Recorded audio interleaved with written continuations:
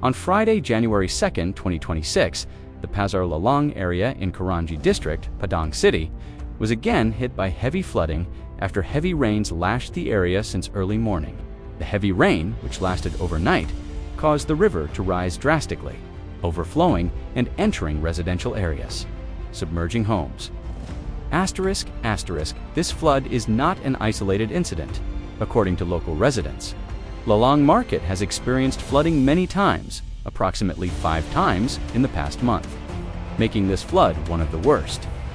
Many homes were inundated with significant levels of water, submerging furniture and household items. Liputan 6 resident evacuation.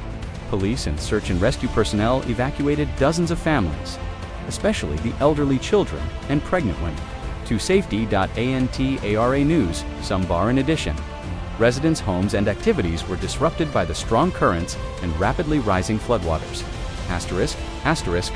The flooding in Lalang Market was part of a broader flash flooding event in West Sumatra in early 2026, encompassing Kuranji, Meninjo, and several other areas. Many areas were still dealing with the impact of the major floods of late November 2025, making conditions even more vulnerable.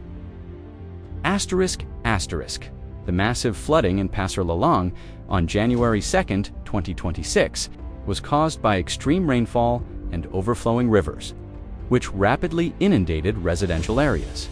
Residents suffered material losses and disruption to activities, requiring emergency evacuation by local authorities. The response involved police, search and rescue teams, and emergency assistance to minimize further impact.